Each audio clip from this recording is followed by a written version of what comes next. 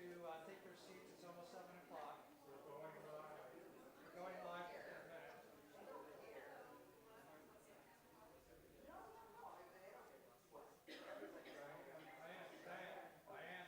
Diane. If people can come up, we're about to start. Marla? Marla? You know what the world does. Come on, we're about to start.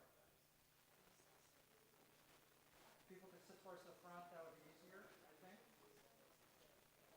So it'll be easier to hear. And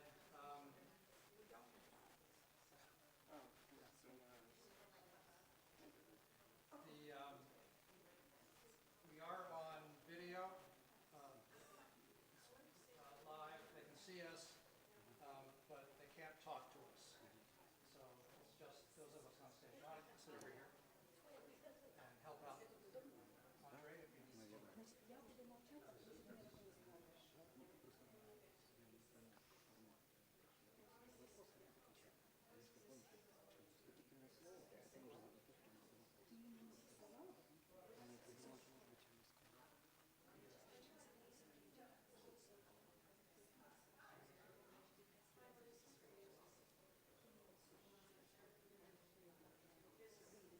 That's fine. Yeah.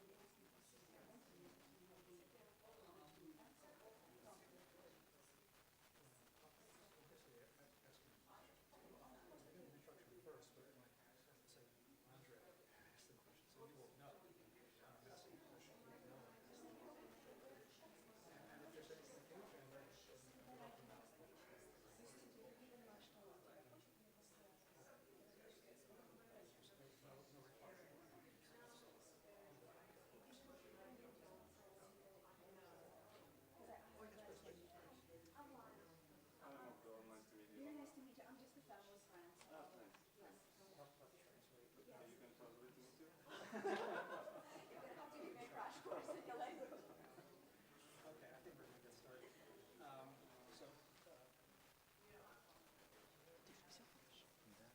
Please sit. Sandy, I think we are ready. Oh, yeah, please, go ahead. What?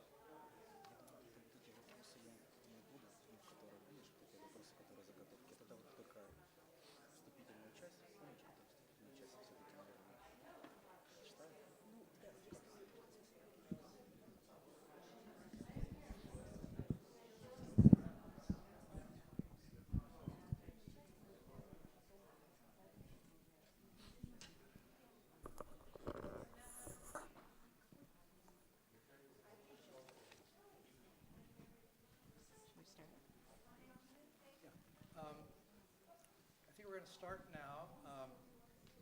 I think we are on camera for the live stream, so I hope that, well, we'll try to speak to the microphones and make sure everyone can hear us. If anyone in the, okay, we'll take it out. If anyone in the audience can't hear us, then please wave. Is it working now? Okay, so we'll try to hold it close. Oh, that's better. I can hear it now. Yes, I will when time comes. So we're going to start with Sandy Hellman will give a brief introduction about the Welcome Circle program. And after that, I will give a very brief introduction, and then we will have a conversation with our panelists. So Sandy, go ahead. Yes, I'm looking around, and I was told to ask people to sit. It's not on? Is this better? Much better. Okay. I was told to make sure people sit toward the front, but you're such a well-behaved group. Everybody's sitting toward the front, other than Murray, who owns the back. So for those who don't know, I'm Sandy Hellman, and I've been here before, standing here about a year or so ago, asking and sharing with people that we were going to be doing this. We were looking to rescue a refugee family. And here we are. It's a bit over a year, and we're here, and we're at a very different place now. How did it happen that we created this situation? For myself, I was motivated because of what was happening in the news. There were things from Syria. There were people who didn't make it. They were trying to escape. There was war. Personally, my parents were all refugees. My husband's family, the same. And I have my father's highest card. I've mentioned this before. You may have all heard this. But there's also the sense of tikkun olam. To save one life is to save the world. And so I was motivated. And I got in touch with somebody from HIAS. HIAS, it's an acronym, Hebrew Immigrant Aid Society. And in the late 1880s, 1890s, this started to rescue and help people who were leaving Eastern Europe because of pogroms, because life just was not livable. And so because I wanted to do this, I didn't know how to do it, I called HIAS, and I was given the name of Michelle Paley, who was a member of Temple Akiba in Culver City. We had coffee and pastries, and we decided this is something we wanted to do. Didn't know how to do it, but we wanted to do it. And HIAS helped us create a welcome circle. And in the room here tonight are people from the welcome circle. Besides myself, there's Mary Boren, Gloria Crane, and from Temple Akiba, Sarah Fields, Cheryl Levinson, and Lana, for the speaker to share where the restrooms are. So they're in the hallway here. But to go on, so we didn't quite know what we were doing. We said we were going to do this. We created the welcome circle, and things moved slowly, but bit by bit, with Monday evening or late afternoon meetings every Monday, and we realized we had the various problems. We needed to find a location for the family to live, and we didn't know who the family was going to be or what the family was going to be. Little children, adults, we just didn't know. But then we found out that the Boganchas were going to be our family. And there was a daughter who was, in fact, she turned 15 this last summer in August. So we knew we needed to find a location where there was a good school. That was important. The Boganchas have a son in Santa Monica who wasn't coming through our program, but was going to be here, or was already here as of, I guess, last December, January. And so we needed to find a place where they could be near their son as well, and the son could be near the rest of his family. We were looking for a 2-bedroom, 1-bath apartment, and it was a lot of work, and it was hard to find. But ultimately, the people in the Welcome Circle took over these jobs. I'll start with Mary, who has a math background, and she took over the finances, those issues. Gloria Crane, who was a social worker. You never retire, even though it doesn't go away, you're right. And Gloria took over all the issues concerning Social Security and things like that. Women's League, which was, I don't see Karen here tonight, but there's Henny and I always do that, I'm sorry, and Miriam. And so what they did, they arranged all sorts of things, from goods, kitchens, food, all sorts of things, whether it was food for the moment or food for a pantry of sorts. They really did that and did it really well. I want to go on and say, and the furniture, and the furniture. And you can tell I'm getting nervous talking about it because I don't want to miss anything. Cheryl Levinson, who's from the other Senate from Temple Akiba, she talked, as we all did, but she really took on the job of looking for an apartment. And she dealt with the landlady, and she really owned that piece of the activity. From Temple Akiba, Sarah Fields, she is a retired principal, and she helped in terms of making sure that the school situation was right. Layla Rosenberg is a retired ESL teacher from the adult school. She made sure those things went well. And Michelle Paley really got involved with the apartment and really put her effort into that. So everybody reached out. Well, wait a second. I'm going to get to Lana. I'm holding Lana off. But yes, Lana is from Temple Akiba. Well, I'll say it now. We all want to have Lana as part of our world. And we all, if you look around the room, other than some visitors, most of us are old enough to be Lana's parents.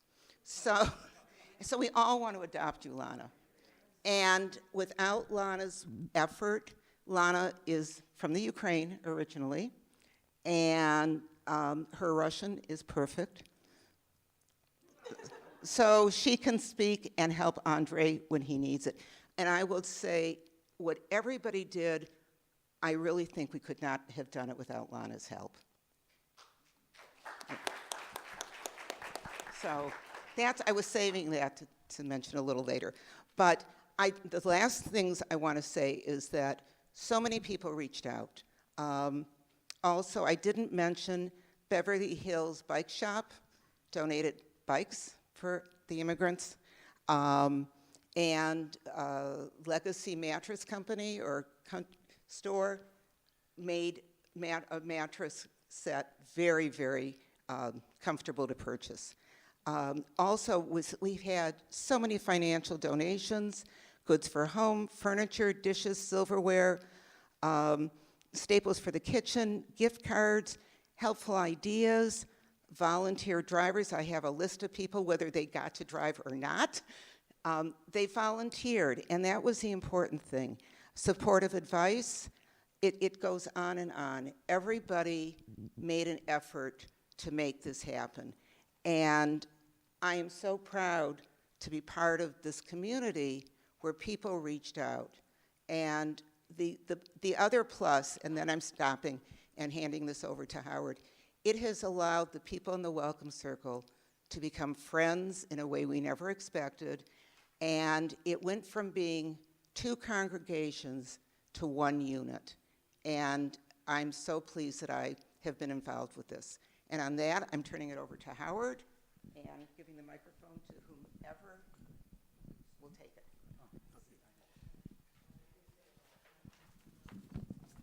Hello, everyone. I'm Howard Unterberger. I'm chair of the Adat Shalom Social Justice Committee, which has organized tonight's event and which volunteered me to be the moderator. I'd like to add my thanks to all of you who have contributed in some way to the Welcome Circle and have assisted the Bagancha family in settling in the U.S. You have to understand that everyone who has been in the Welcome Circle has put a tremendous amount of time and effort into this project, probably more than they anticipated when they first signed up for it. And they're nodding yes. I really think that we need to extend special thanks to everyone, both from the Adat Shalom and Temple Akiba side. Yes.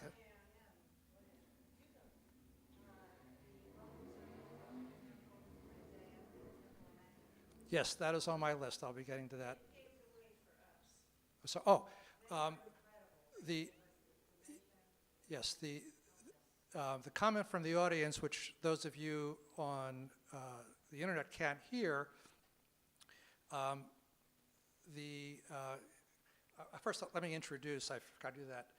This is Abdul Mukim Rashidi, who is from Afghanistan, and he has been working with a welcome circle that was organized jointly by Temple Isaiah and Temple Emmanuel. And as Gloria was mentioning from the audience, I guess they sort of paved the way for the Adat Shalom Temple Akiba Welcome Circle and provided guidance and assistance to us so that it wasn't basically starting from square one.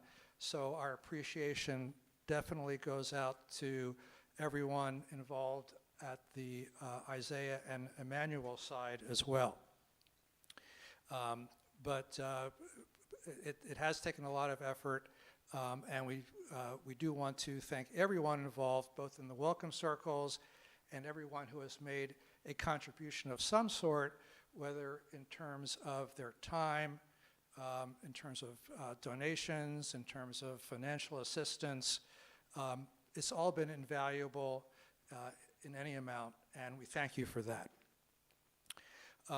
Also, before proceeding further, I want to mention that tonight's event is being sponsored through a grant provided by United Synagogue of Conservative Judaism, Pacific Southwest region. Janet Schulman, who is, I'm not sure if she's online or not tonight, contacted Rachel Sisk at the USCJ, and they very generously provided us a grant to provide informational programs to the synagogue involving refugee issues, welcome circle issues, and so forth. So I do want to thank them for that financial assistance. We're estimating about an hour or so for our panel discussion. I'm not sure exactly how long it will take, but regardless, afterwards we will be adjourning to the social hall for refreshments and further socializing. Now for the actual introductions, going in alphabetical order. To my right, Andrei Bogancha from Ukraine. And as I mentioned, he is working with the Welcome Circle jointly with Adat Shalom and Temple Akiba. To my left is Abdul Mukim Rashidi from Afghanistan, and working with the Welcome Circle from Temple Isaiah and Temple Emmanuel. I'm going to let them tell their background and their stories, which is really the purpose of tonight's event. But before we start, well, one thing, please put your cell phones on mute. If you don't, we'll know who you are very quickly. But really, before we start, let me mention that we really appreciate Andre's and Mukim, or either one, Abdul or Mukim, interchangeable. We really appreciate their willingness to be with us tonight because obviously English is not their native language. So in addition to the usual trepidation or nervousness of appearing before an audience, this is not what they do for a living, and especially to try to have a conversation in English, which is not their native language. It takes some amount of courage, and I think if you were in their position, you would feel probably the same way. I am not a professional talk show host either, so there might be some, thank you for agreeing with me. So there may be some bumps in the road here as we have the conversation, but that's what will happen. We'll try to work with the language issues as best we can. Lana will be helping Andre out in terms of translations. Also, so you know, it's not giving anything away, just to make things easier for both of them, most of the questions which we'll be discussing tonight we've gone through in advance. So they've had a chance to think about and prepare in English an appropriate response. We really want to have Andre and Mukim tell their stories, tell about their experiences as the saying goes, as strangers in a strange land, in a way that's comfortable for them.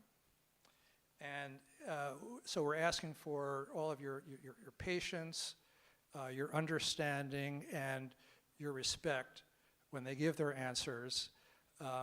If there's some hesitation, if we have to go back and forth, please bear with us as we work through the process. With that, we'll start with some questions. So first, the basic one. So Andre, and then I'll ask Mukim, if you can take the microphone, actually, and Mukim as well.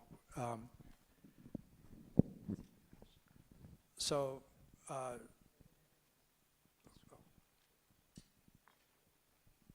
as I mentioned, Andre, you're from Ukraine. How did you get here? Where were your stops along the way? And how did you get to Los Angeles from Ukraine? Можешь сказать, что я подготовил небольшой слово. Постараюсь это рассказать коротко. All right, so as you heard, Andre had a chance to look through the questions and prepare some answers. The answers are completely his, but it's much easier for him to read rather than talk because, of course, this is a setting which is not very comfortable for somebody who's just learning English. So he will read the answers and he will start with that introduction that will also encompass the answer to your question. That's fine. And I'm asking questions, but again, I really want both Andre and Mukim to tell their stories as best they can. So if they want to go in a different order, direction, that's fine. It's pretty much open mic night here. And you're free to give your answers however you wish. Okay, thank you. Yes, it's a little story how we came to Los Angeles. I'm sure not little, but Yeah. Hello, honored members of the audience. I'm very happy that we finally have the opportunity to see the people who made our family safe. I have written a small text which I translated through an electronic translator. Immediately, I apologize for the level of my English.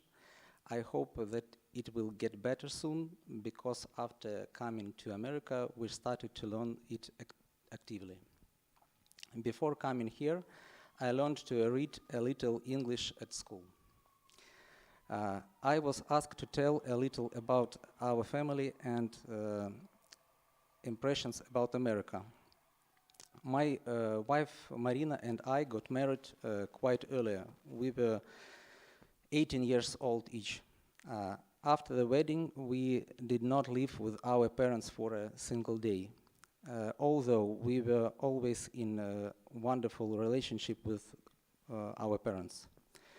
We always wanted to be self-aligned and independent, just as our parents had raised us to be. The basic principle was short. It's everything that happens to me in life depends only on me. That's how we raise our children. Therefore, expectation of help from people or subsidies from the state were never inherent in us. Until the outbreak of war, our views were justified by achieving elements of normal life for a Ukrainian family, such as a good permanent job, a house, a dog, a parrot, a private school for the children. After the beginning of the war, there was radical resentment of life views. For the first time, I realized that something you cannot influence the course of events that happened to you. After the beginning of the war, we went to Europe. We were in several cities in Germany and then moved to Austria. In Austria, we were on our own. We rented an apartment in Graz and waited for the war to end. When the money started to run out after 6 months, there came a stage of despair. You realize that you cannot go back to home and you don't see any prospects in the country where you are.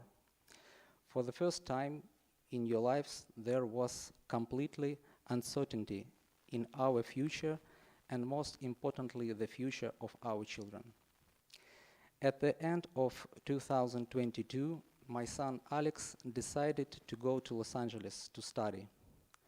Thanks to an American family that is willing to support him in America and welcome him into their home, he was able to continue his education. After his departure, we begin a new moral challenge. We have never been away from our son for more than a couple of days before, and now he has flown to another continent, and we don't know when we will see him again.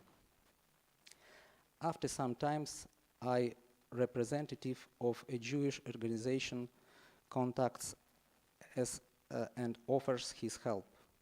He says that people from his organization are ready to help our family in the United States.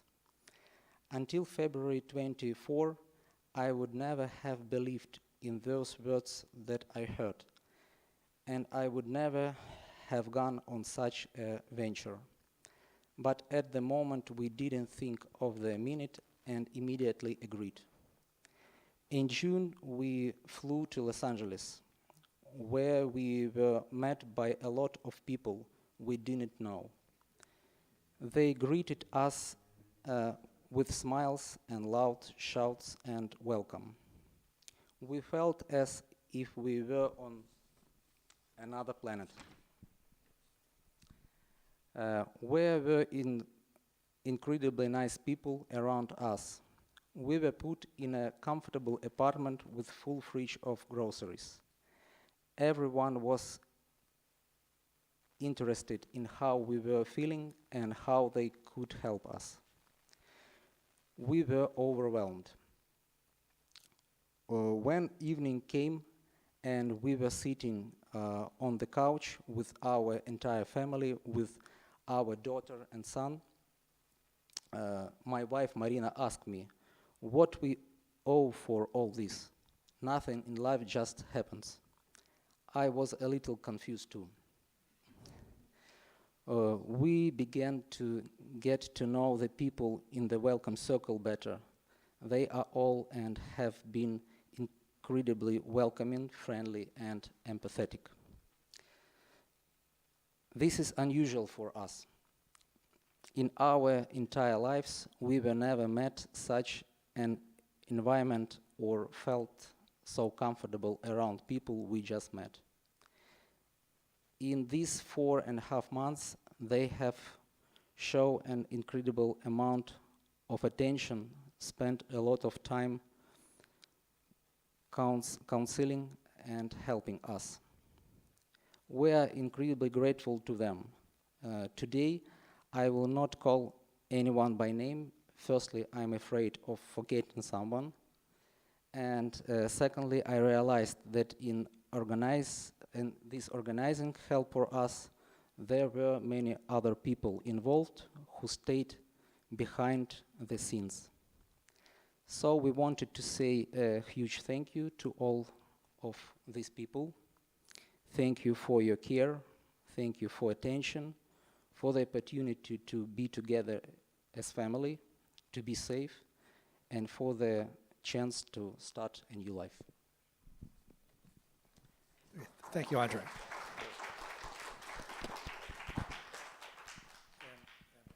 Again, How we came to the United States. That's, okay. It may be a little more complicated than that, but we only have so much time this evening. Uh, But we may, in some other questions, there may be some more information about the journey. So Mukim, from Afghanistan, you've been here since 2021? Yes. Okay, so a couple of years more than Andre has been here, but obviously a different kind of trip. So if you can just basically tell your story, how you got here, what the stops were, your involvement with the Welcome Circle, how they found you, how you found them, basically, how did you get here? Well, can you hear me? Good evening, everyone. Again, my name is Abdul Mukim Rashidi, and I'm a new arrival immigrant from Afghanistan. When I graduated from school in 2012, I started working with the U.S. government and U.S. Embassy in Kabul, Afghanistan. Then, unfortunately, I couldn't continue to study my college. Just I was waiting for a chance to start my college. But I worked like from 2012 to 2018 to the U.S. Embassy. Then in 2015, I put a HIV case, which I can come to the U.S. Then it took like 1 year to process all the case. Then in 2016, at the end of the 2016, my case finished, the process finished. Then unfortunately, my mom, she was very sick that time, and God gave me a child, and my wife also, she got the operation that time, the same time. So one day my mom told me that if you want to go to the US, please do not say bye to me, because that time maybe something happened with me and I cannot see the time that you're leaving me here and you're going so far. Then I changed my mind and I told her that I will never go to the US. I will stay here with you. She said, no, go and make your life. Don't worry about me. I said, no. I cannot see that I leave you in Afghanistan and then something happened with you that time. What should I do then? Again, I canceled it. Then in 2020, which that time I was not working to the US Embassy, I worked just to 2018.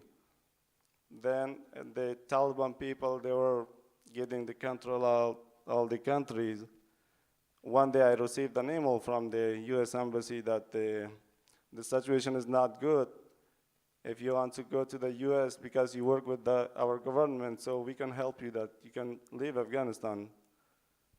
Then I talk with my family, with my mom, with everyone. They say, yes, please, you're not safe with the Taliban people. You have to do something. You cannot stay here.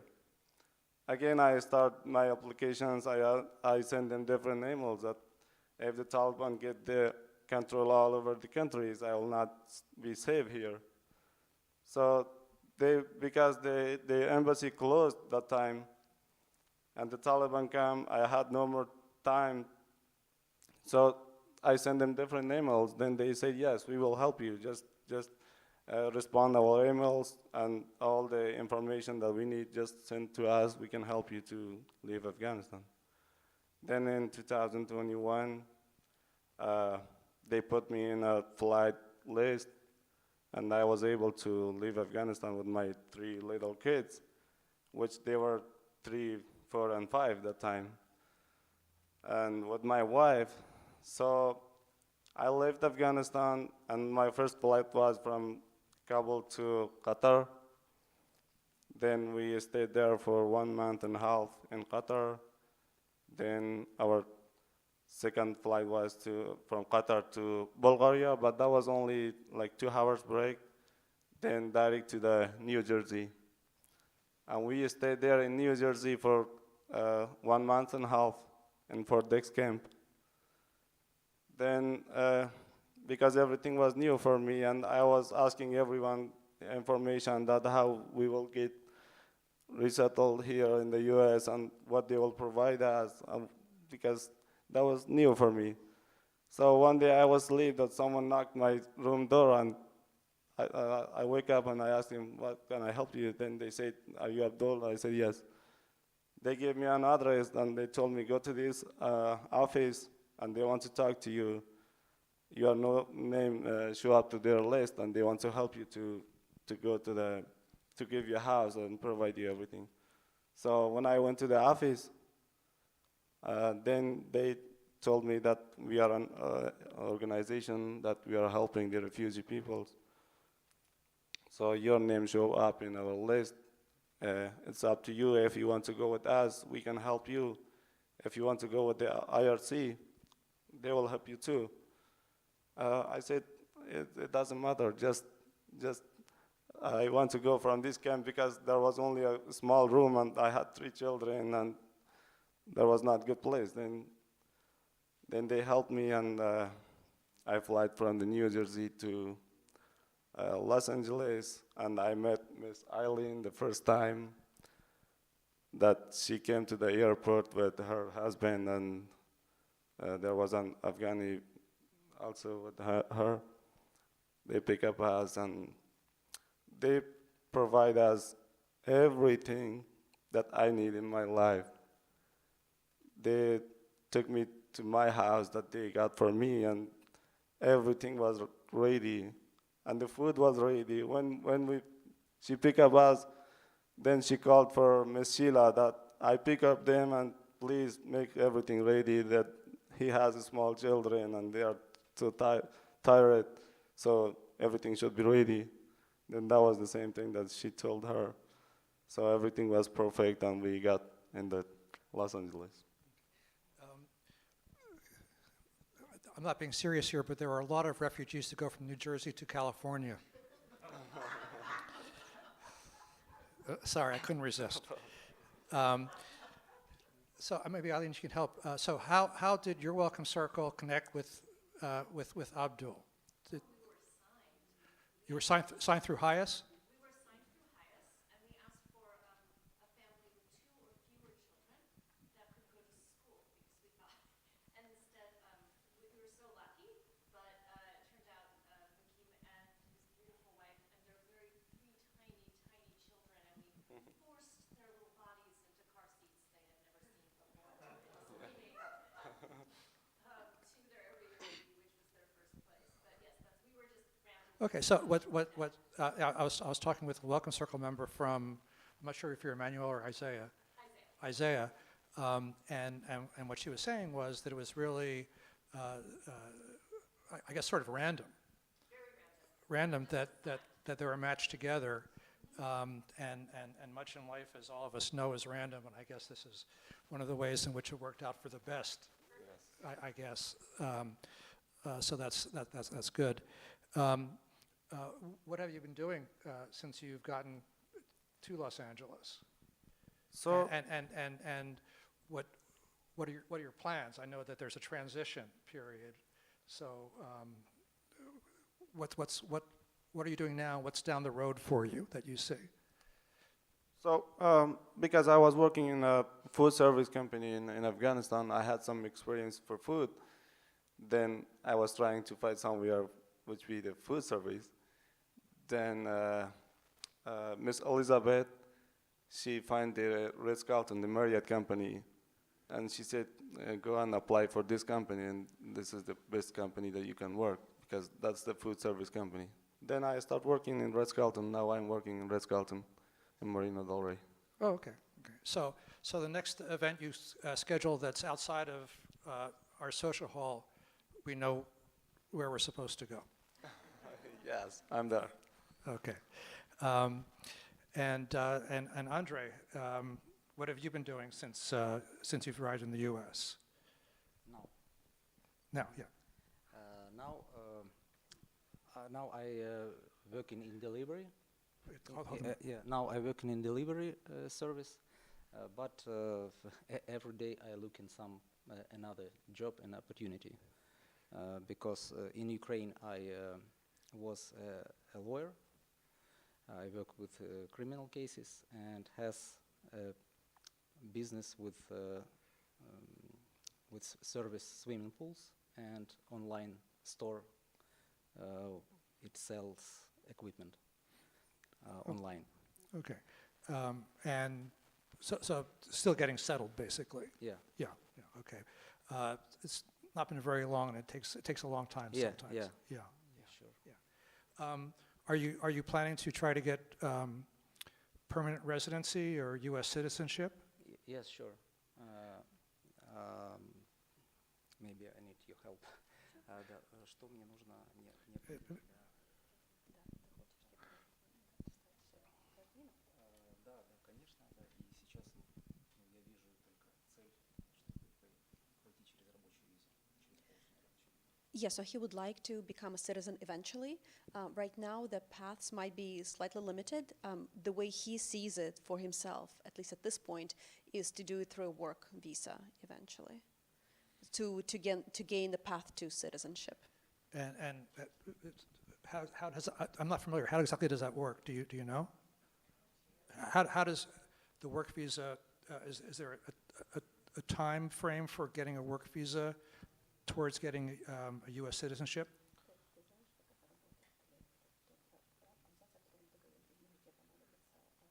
Да, юрист, конечно, просто пока нет возможности поговорить с юристом. Да, конечно, компетентный человек. So the answer that he just gave, that he thinks work visa is his path, is what he thinks that might be the case. He does not know the details, and he realizes that he eventually might have to talk to an immigration attorney in order to find out what his actual path might be in the future. Okay, maybe too soon to know for sure. Yeah. Yes, but that's his desire, is to become a citizen of this country. Okay. And Abdul this time. Abdul, what are your plans in terms of residency, citizenship? What path are you following, or do you need to follow? Fortunately, I got my permanent resident card for me and for my whole family. But yes, we're waiting for citizenship. I would like to get it. Do you know what's? Those of us who are fortunate enough to have been born here don't have to worry about such things. What do you have to do to become a citizen? Do you know? What requirements? So the requirement, I think, is living in the U.S. and following all the rules which is in the U.S. and to get a permanent resident. And also it takes time. I think we can apply after 5 years. When we live in here, when we stay here for 5 years, then we can apply for a citizenship. All right. So when you came here from Afghanistan, there was no promise of citizenship. Basically, you have to earn it in a sense by working here, following the rules, and so forth. Okay. Yes. Yeah. Since you've been here, have you met with other Afghanis in the area, refugees or people who have been here for a longer period of time? Yes.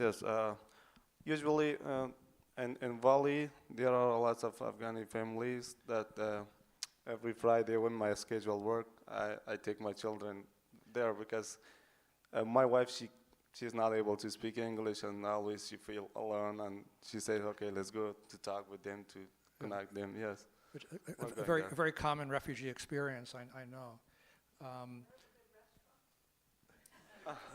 That question is down the road. But I'll jump there right now, actually, because it's of interest. One of the questions I had is as you know, where do you go for authentic Afghani food in the area, if there is such a place here? Unfortunately, I couldn't find the best one here that I saw in our country, that the food. Yes, there are some restaurants, which is, as I said, to the valley, but not around this area. But like 2 months ago, I went to the Sacramento, but I was able to find there is like 2-3 places which is the best food, Afghani foods, and Sacramento. Oh, Sacramento. Yes. Okay. I was going to say that and my wife down there is nodding her head, because our favorite restaurant in San Diego is an sorry? No, I wouldn't. Our favorite restaurant in San Diego is an Afghani restaurant in the university area called Khyber Pass. I don't know. You're nodding your head. Is that familiar? No. I didn't hear about it. Yeah. Okay. Well, we don't know if it's really authentic or not. Yeah. But I don't think so. okay. Well, what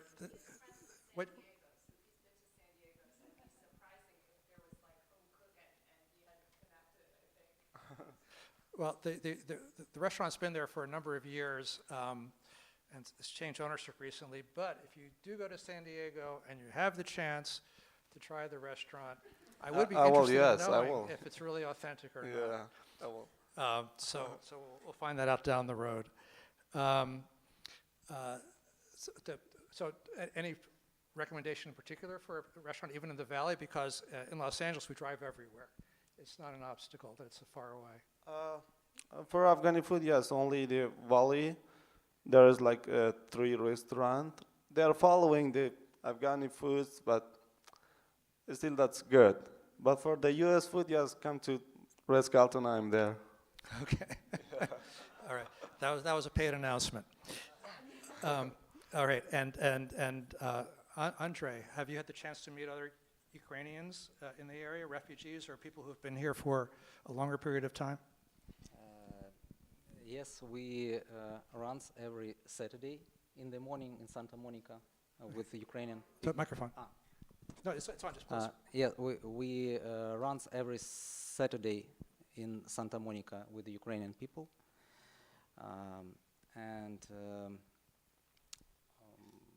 да, ну, общаемся с теми, кто приехал последний год. So most of the people most of Ukrainians that meet here are people who came within the last year or so. So people fleeing the war.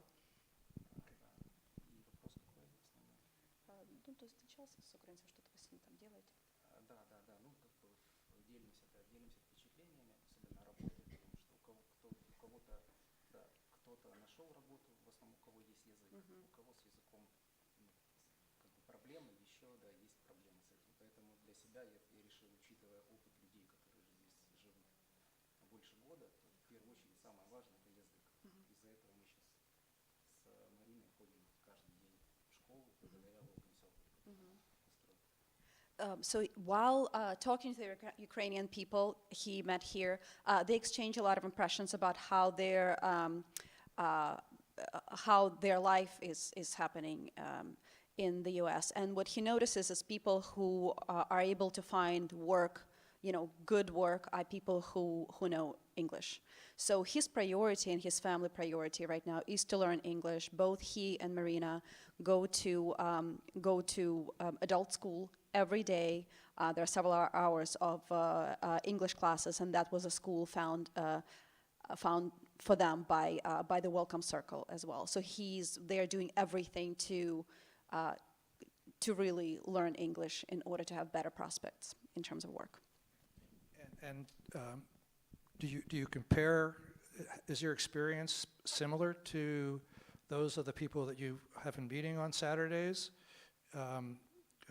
Is it different in any respect? Have you had a different experience, or is it pretty much the same for all of those who have fled the war?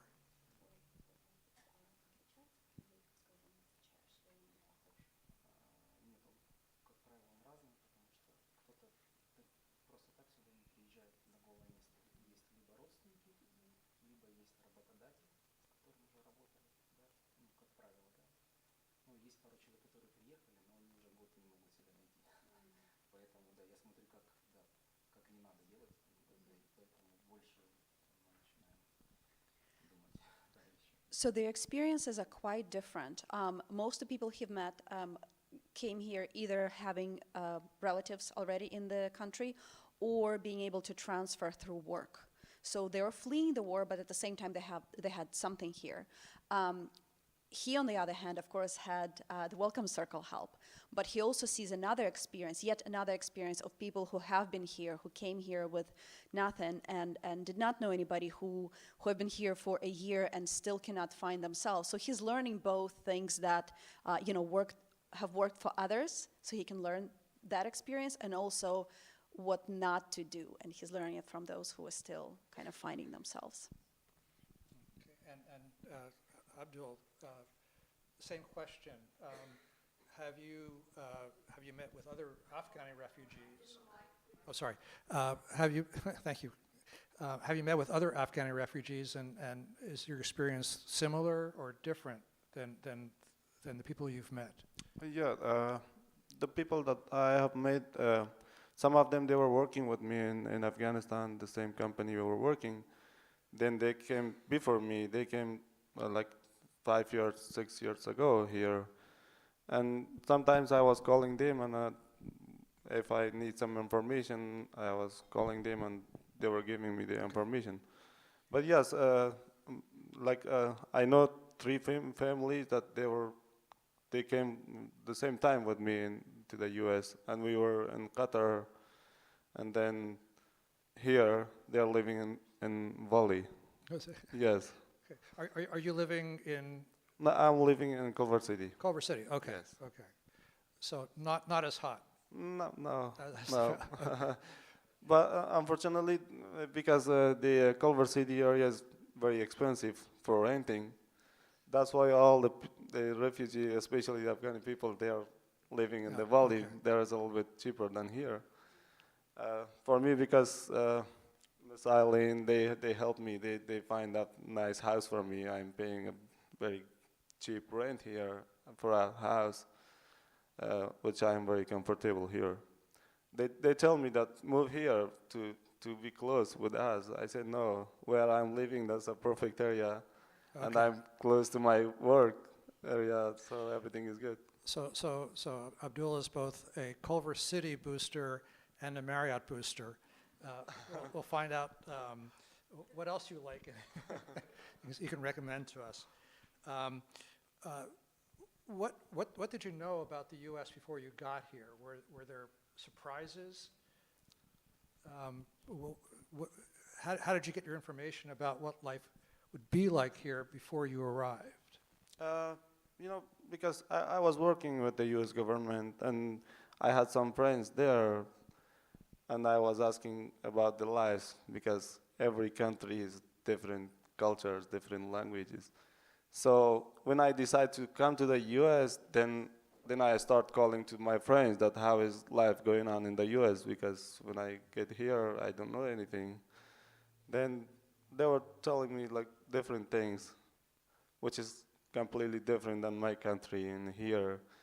But fortunately, I'm learning day by day, and everything is getting better, and I'm happy. Okay, good. And Andre, what did you know about the U.S. Before arriving? What did you think life here would be like, and have there been surprises? I wrote something about Okay. this. Yeah, 1 second. Sure. About surprise. Yeah, the biggest surprise has been the amount of mail you get in your mailbox every day. Yeah. You need to check it all the time, and you need to have a lot of different folders to keep your documents organized. Better yet, get yourself a personal secretary. Yeah. The second surprise for us was the number of homeless people on the streets. The third was the frequency with which Americans use email for simple message. In Ukraine, we use email it only for important letter and sending documents. For correspondence, we use only messenger like Telegram and WhatsApp. And fourth, if that person you don't know can say hello to you on the street and ask how you are doing. This is a very rare in Ukraine, because in Ukraine, the majority people very serious. Okay. Not an answer I expected, but that's fine. And which, the question I asked you about before, about things that are different in the U.S. Here we have the First Amendment, free speech, where you can say anything you want about the politicians, about public figures, and at least in theory, you can't be punished for it. You can say really, really terrible, nasty things about the President of the United States, and people often do, whoever the president is. When you hear that, what do you think? What is your impression when you hear people openly criticizing their leaders in this country? I need help maybe. Да, украинцы свободолюбивые люди, да, и у нас, в Украине, в отличие от России, несмотря на общую историю, у нас можно было критиковать, и критикуют много. Да, может быть, есть какие-то исключения, да, но они не на общем уровне. Поэтому для нас это не в новинку, да, единственное, что после начала войны, естественно, сейчас это начало больше регулироваться, да, то есть начали ущемляться эти права. So this was not so surprising to him. In Ukraine, people openly are able to criticize government, and they do it freely when they feel like it, and it's not punished at all. So unlike in Russia, especially in the past 20 years or so, there have been a big difference in how these two countries start to develop. In Russia, you cannot express openly a dissatisfaction with the government, but in Ukraine, that's not the case. The only thing he says is, since the war have started, he's seen some sort of regulations being attempted about expression of criticism for the government, but it's not something that typically happens. Typically, Ukrainians are free to express their dissatisfaction. Which is very much an indication of the difference between Ukraine and Russia among many others, and which is a lesson in itself, I guess. Abdul, same question. What do you think when you hear people here saying fairly terrible things about their politicians, criticizing them, calling them names, whatever else? The funny thing is that the same thing in my country, the people say the same thing to the leaders. They are using the very good words and very bad words. Okay. It's the same thing, yeah. Well, so much for the First Amendment. No, it's interesting because my impression was that it's a much rarer situation in other countries to have that open level of criticism, and people are people, I guess, wherever they are. Yeah. So okay, very interesting. But I think in the US, because there's like freedom, as you said, and people can say everything that they want. That's why they say everything for the leaders. Yeah, for better or worse, I guess. I think I've gotten a signal that the hour is almost up, so I want to try to keep ourselves on schedule, especially for the video. I have one last question for both of you. We were sitting here in the main sanctuary at Adat Shalom. Have you ever been in a synagogue before? Was it the synagogue that last time? Yes. Yeah, but that was like not inside. That was outside, right? And that was in like a yard. Yeah, that's why I didn't understand it. Yeah.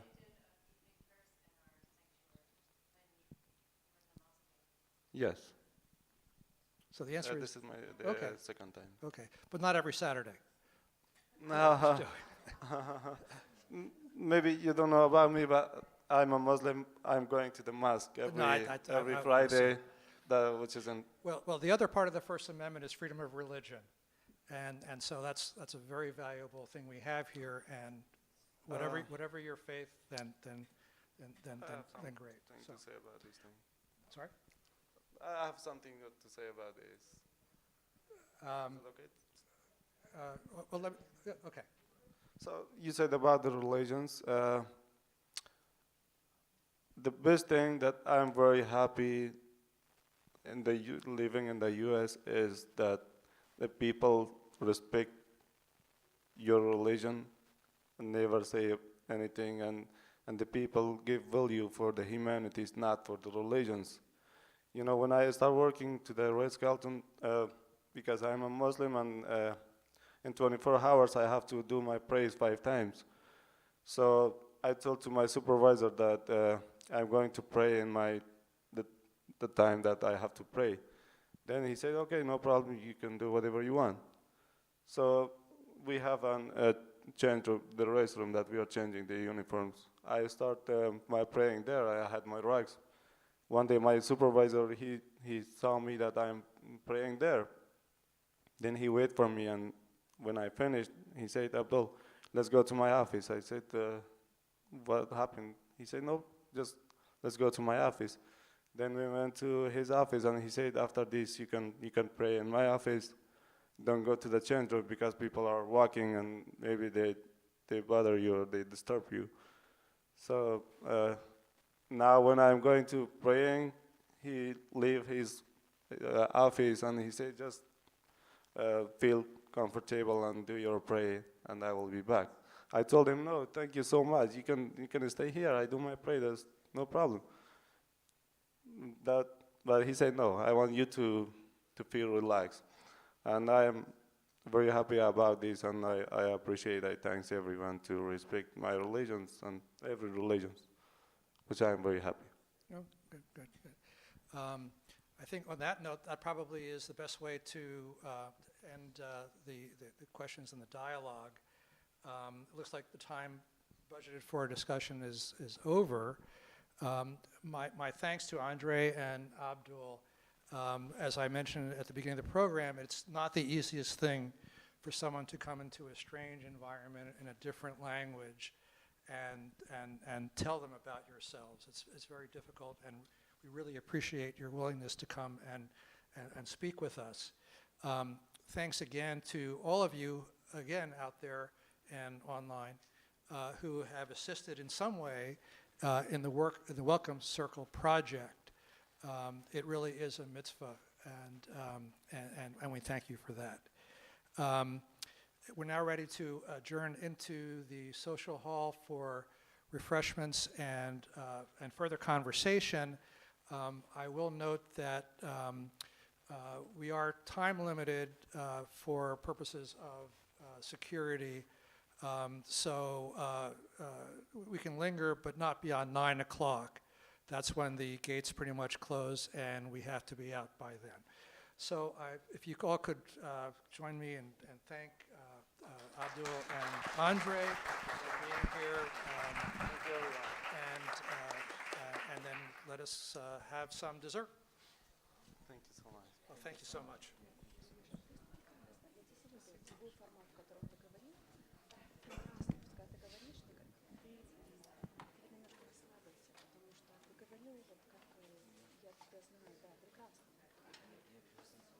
Ты нервничаешь, но когда ты себе даешь возможность не нервничать, у тебя все чудесно получается.